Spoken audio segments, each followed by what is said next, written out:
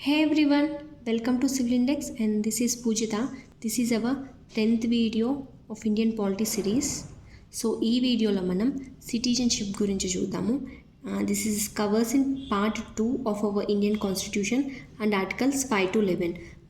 మన లాస్ట్ వీడియోలో union and it's territories చూసాం కదా, అదేంటి part 1 of Indian constitution and it deals with 1 to 4 articles.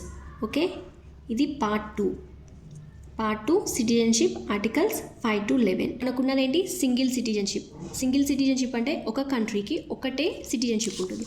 For example America ఉంది, అమెరికాకి డ్యూయల్ సిటిజన్షిప్ ఉంటుంది. అంటే అమెరికా మొత్తంకి ఒకటి అండ్ అందులో స్టేట్స్కి కూడా వాళ్ళ ఇండివిజువల్ సిటిజన్షిప్ ఉంటుంది. బట్ మనకు అలా కాదు. ఇప్పుడు మనకి ఇండియా మొత్తానికి ఒకటే సిటిజన్షిప్. లైక్ స్టేట్స్కి ఒక్కొక్క స్టేట్కి ఒక్కొక్క సిటిజన్షిప్ లేదు కదా. ఇప్పుడు మనకి ఆంధ్రప్రదేశ్లో ఉన్న వాళ్ళకి ఆంధ్రప్రదేశ్ సిటిజన్షిప్, ఆర్ తెలంగాణలో ఉన్న వాళ్ళకి తెలంగాణ, అలా లేదు కదా. ఇండియా మొత్తానికి ఒకటే సిటిజన్షిప్ ఉంటుంది. అండ్ మన ఇండియా సిటిజన్షిప్ ఉండగా వేరే సిటిజన్షిప్ తీసుకోకూడదు. So we have single citizenship.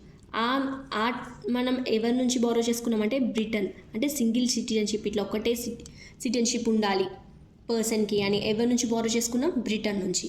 Okay, and it is under union list అంటే దీని మీద ఓన్లీ పార్లమెంట్ ఆర్ యూనియన్కి మాత్రమే లాస్ చేసే అధికారం ఉంటుంది. స్టేట్స్ వాళ్ళు చేయొద్దు. Okay, population are the people of state అంటే India was divided into citizens and aliens. మనం ఎందుకు సిటిజన్స్ ఇట్లా పర్టికులర్గా మెన్షన్ చేసుకోవాలి అంటే మనకి ఇండియన్ కాన్స్టిట్యూషన్ చాలా రైట్స్ అండ్ ప్రివిలేజెస్ ఇచ్చింది. సో అవన్నీ ఓన్లీ సిటిజన్స్కి మాత్రమే, అంటే చాలా వరకు సిటిజన్స్ మాత్రమే అప్లికబుల్ ఉంటుంది. For example right to vote, మనకి ఎలక్షన్స్లో పార్టిసిపేట్ చేయడానికి కానీ ఓట్ చేయడానికి కానీ ఓన్లీ సిటిజన్స్కి మాత్రమే రైట్ ఉంటుంది. సో ఈ సిటిజన్షిప్ చాలా క్లమ్జీ ఉంటుంది. We will try to make it simple as possible. And so మనకి సింగిల్ సిటిజన్షిప్ ఎవరి నుంచి బారో చేసుకున్నాం ఇంపార్టెంట్. ఓకే, అండ్ ఇది union list. Okay, next articles చూద్దాం. 5 to 11 అనుకున్నాం కదా, ఆర్టికల్స్ చూద్దాం. రూల్స్ ఆఫ్ సిటిజన్షిప్ అంటే మనకి సిటిజన్షిప్ ఎలా వస్తుంది, దానికి రూల్స్ మనకి 2 దగ్గర మెన్షన్ చేశారు. ఒకటి కాన్స్టిట్యూషన్, మన కాన్స్టిట్యూషన్ ఫోర్స్లోకి వచ్చిన టైంకి, ఫోర్స్ ఎప్పుడు వచ్చింది? 26 Jan 1950. సో ఆ టైంకి మనకి కాన్స్టిట్యూషన్లో ఆర్టికల్ 5 to 11 ఇండికేట్ చేసుకున్నాం అది. బట్ ఇందులో ఏంటి అంటే ఫోర్స్లోకి వచ్చే టైంకి మనం జస్ట్ కాన్స్టిట్యూషన్ ఫోర్స్లోకి వచ్చే టైంకి ఉన్న వాళ్ళలో సిటిజన్ ఎవరైతారు అని చెప్పింది. కానీ ఫ్యూచర్లో సిటిజన్షిప్ ఒకవేళ తీసుకోవాలి అంటే, మనం పొందాలి అంటే ఎలా, ఆర్ పోవాలి లాస్ అవ్వాలంటే ఎలా అనేది ఏం మెన్షన్ చేయాలి. So we are with another citizenship act 1955. ఇందులో మనం ఎక్విజిషన్ అండ్ లాస్ చూడొచ్చు. ఎక్విజిషన్ అంటే మనం ఎలా పొందొచ్చు, లాస్ అంటే ఎలా పోతుంది, ఈ రెండు మనం ఇందులో ఇండికేట్ చేసుకున్నాం. So we will see 1 by 1 now. First article 5. Article 5 ఏం చెప్తుంది అంటే citizenship at the commencement of constitution. Commencement అంటే మనకి ఫోర్స్లోకి వచ్చింది. మీరు చూస్తారు కమెన్స్మెంట్ అనే వర్డ్ చాలాసార్లు రిపీట్ అవుతుంది మన పాలిటీలో. సో కమెన్స్మెంట్ అంటే ఎప్పుడు ఫోర్స్లోకి వచ్చింది, అది ఎప్పుడు ఫోర్స్లోకి వచ్చింది? 26 Jan 1950.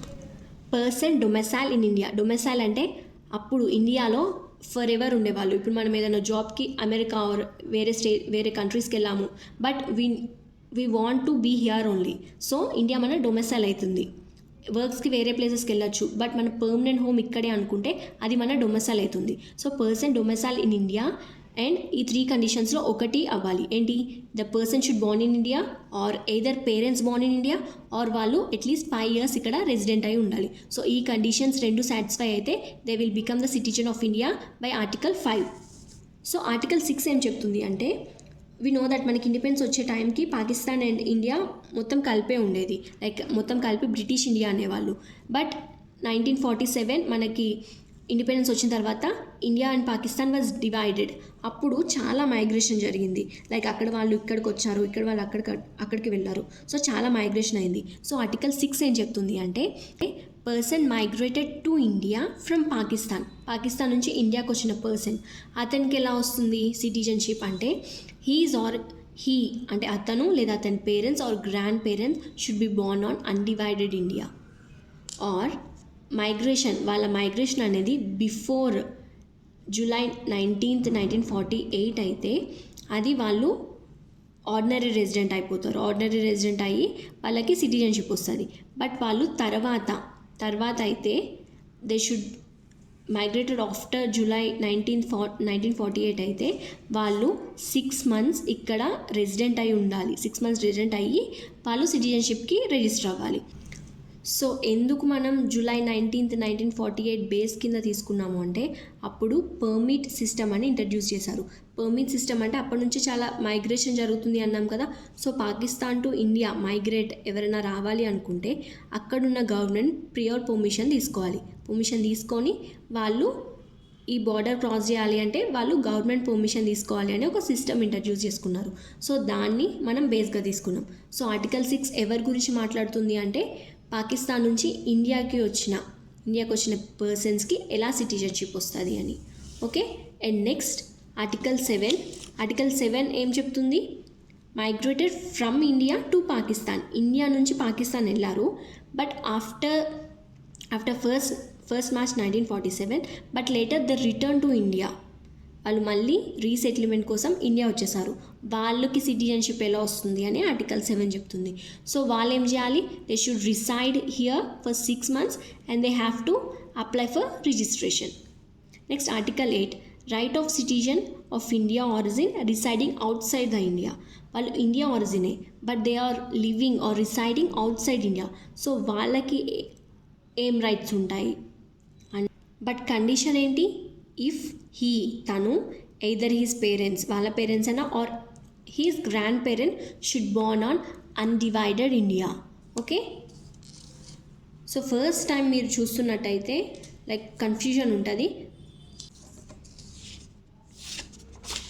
నెక్స్ట్ ఆర్టికల్ 9 దేని గురించి చెప్తుందంటే person voluntary acquired foreign citizenship. అంటే వాళ్ళు మన సిటిజన్షిప్ కాదు అని ఏదైనా ఫారెన్ సిటిజన్షిప్ వాంటెడ్లీ తీసుకుంటే ఈ సిటిజన్షిప్ పోతుంది. ఓకే. ఆర్టికల్ 10 అండ్ ఆర్టికల్ 11 ఈ రెండు పార్లమెంట్కి పవర్ ఇస్తుంది. లైక్ ఏమైనా అమెండ్మెంట్ చేసినా ఏమైనా యాక్ట్స్ చేసినా చేయొచ్చు అని పార్లమెంట్కి పవర్ ఇస్తుంది. ఏంటి? ఆర్టికల్ 10 అండ్ ఆర్టికల్ 11.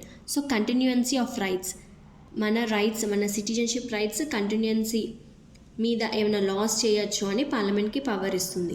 అండ్ ఆర్టికల్ 11 ఏం చెప్తుంది అంటే parliament shall have the power to make any provisions with respect to termination అంటే క్యాన్సిల్ చేయడం అండ్ ఎక్వజిషన్ అంటే ఏమైనా కొత్తగా సిటిజన్షిప్ తెచ్చుకోవడం.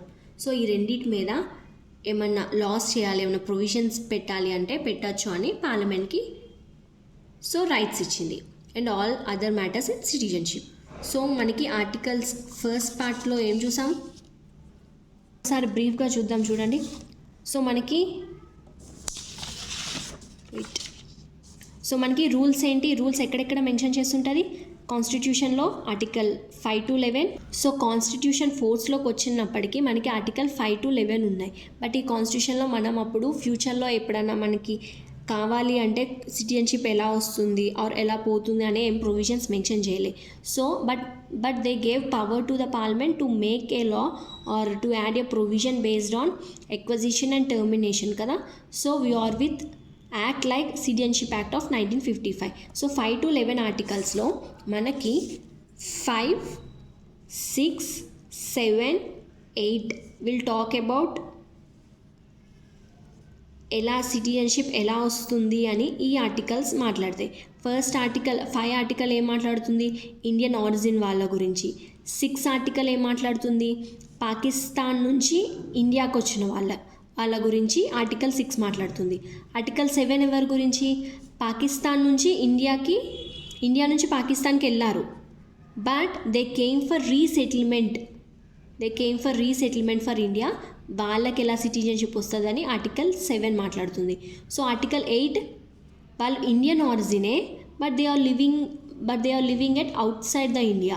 సో వాళ్ళకి సిటిజన్షిప్ ఎలా వస్తుంది అని ఈ ఆర్టికల్స్లో మనం సిటిజన్షిప్ ఎలా వస్తుందని మాట్లాడతాం.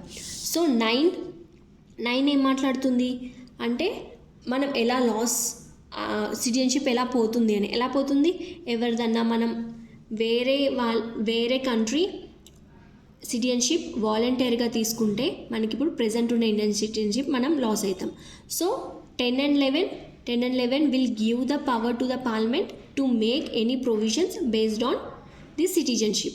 Okay, this is about the constitution. అంటే కాన్స్టిట్యూషన్ మనకి ఇచ్చినప్పుడు ఆర్టికల్ 5 to 11 ఉన్నది. So next citizenship act next క్లాస్లో మాట్లాడదాం.